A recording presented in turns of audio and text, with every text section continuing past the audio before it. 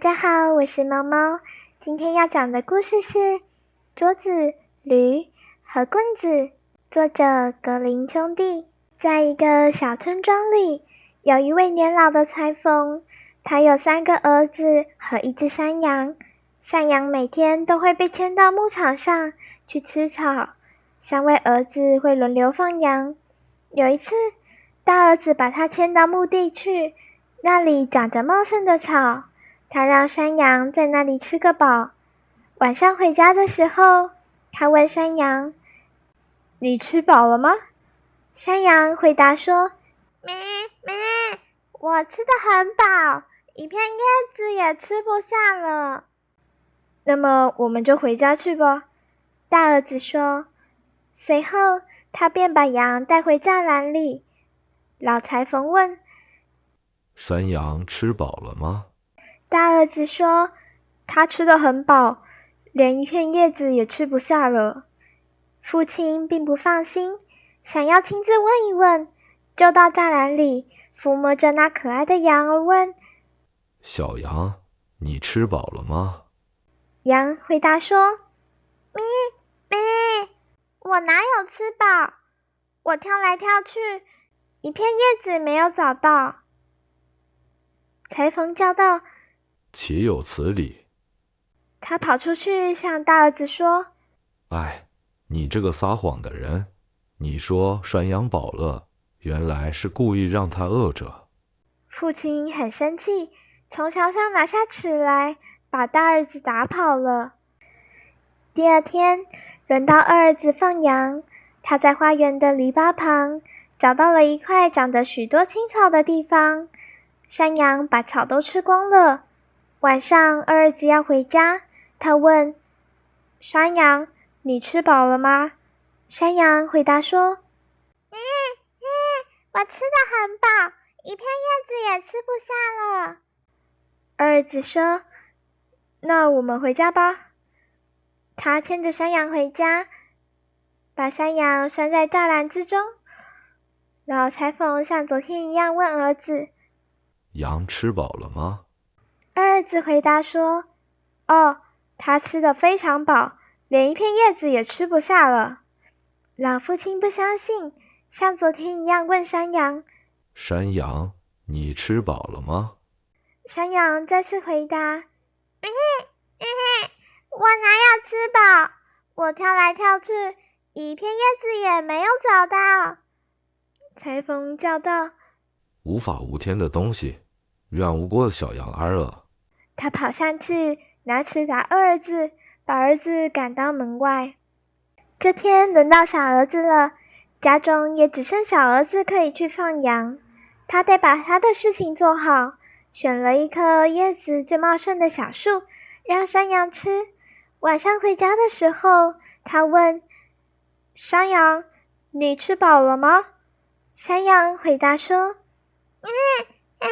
我吃得很饱，一片叶子也吃不下了。”小儿子说：“太好了，那我们就回家去吧。”说完，他把羊牵回家。老裁缝又问：“山羊吃饱了吗？”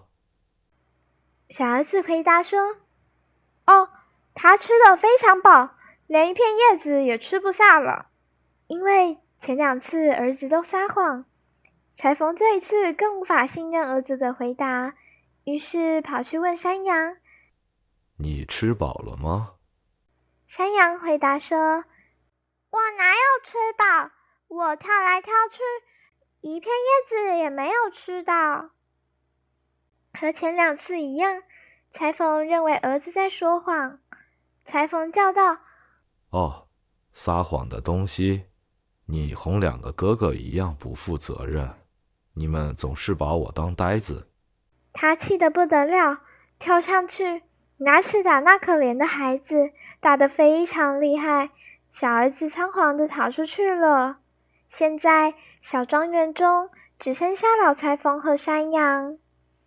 第二天早晨，他来到栅栏，抚摸着山羊说：“来，我的小羊，让我牵你到牧场上去吃草。”裁缝用绳子牵着羊到篱笆旁边，那儿长着山羊最爱吃的嫩草。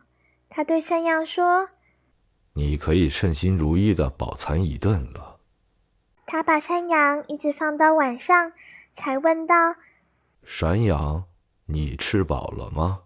他回答说：谢谢你，我吃得很饱。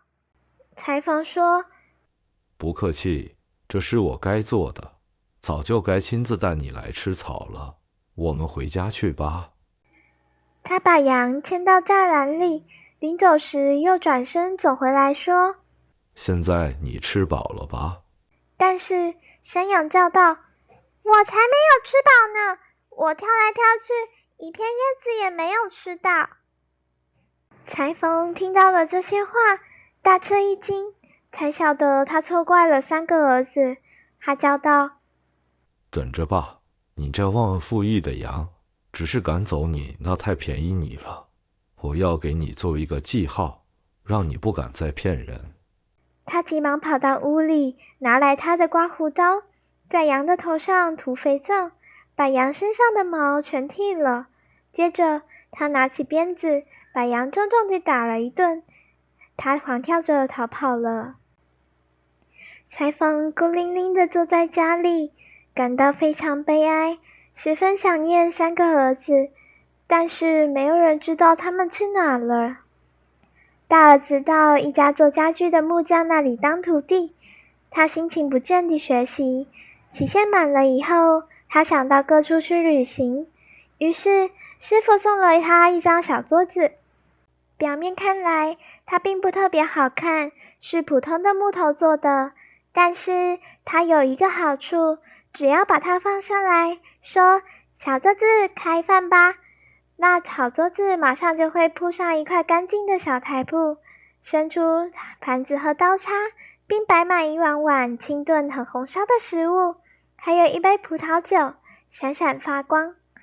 大儿子想，我有了这张桌子，一辈子都不会挨饿了。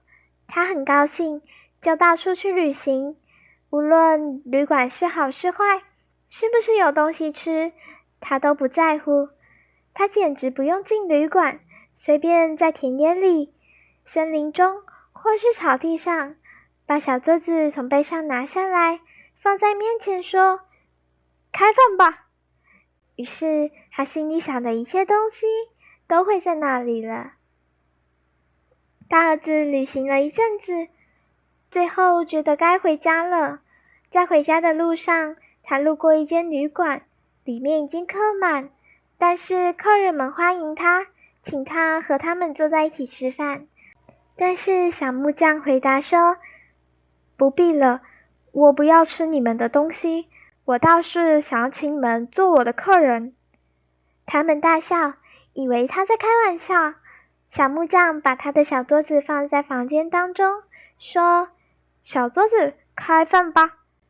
转眼之间，桌上便摆满了非常好的旅馆老板根本买不到的食物，香气扑到客人的鼻子里，很好闻。小木匠说：亲爱的朋友们，请随便用吧。客人们看到他是真心实意的，不等他请第二遍，就把椅子靠向桌子，拿出刀叉，大吃特吃起来。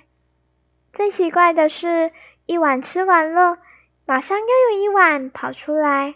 旅馆老板站在角落里，留心地看着，他简直不知道应该要说什么，但是心里想，像这样一个厨师，我的旅馆里可是很用得着。小木匠和他的客人一直闹到深夜，最后他们躺下睡觉了。小木匠上了床，把他的小宝桌放到墙边。旅馆老板忍不住动起歪脑筋，他忽然想到储藏室里有一张旧桌子，样子和这张完全一样，就悄悄地拿来，把小宝桌换走了。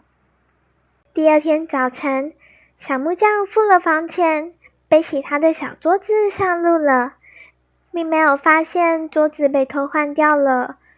中午的时候，他回到家里，父亲非常高兴地接待他，问他说：啊，我亲爱的儿子，你学会了什么？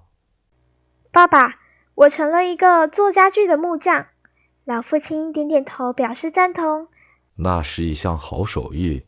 你出去旅行，带了什么东西回来吗？爸爸，我带了小桌子。裁缝把它翻来覆去细看了一遍，说：这个东西好普通哦，只是一张又坠又破的小桌子罢了。儿子回答说：不，这是一张能变出美食的桌子。如果我把它放着叫它开饭，它马上就会摆出最好的菜。小木匠把小桌子放到房间当中，说：小桌子，开饭吧。但是小桌子很安静，一点点动静都没有。可怜的小木匠这才知道他的小宝桌被人家调包了，站在那里很难为情，好像是一个撒谎的人。也许是有些后悔曾经错过的亲子时光，这次父亲没说什么，只是走到厨房给儿子做一碗热热的白米粥。二儿子在一个磨坊当徒弟，期限满的时候，师傅说：因为你的脾性好，我送你一头特别的驴子，它不能拖车，也不能背袋子。少年好奇地问：那有什么用处呢？磨坊老板回答说：他会赌金子，如果你请他站在一块布上，说普利克普利特，他就会生出金子来。少年说：那确实是一件好东西。他向师傅道谢，出发开始他的旅程。他需要金子的时候，只要向驴子说一声普利克普利特，便会有金子落下来。他只要费点力气，从地上拾起来就行了。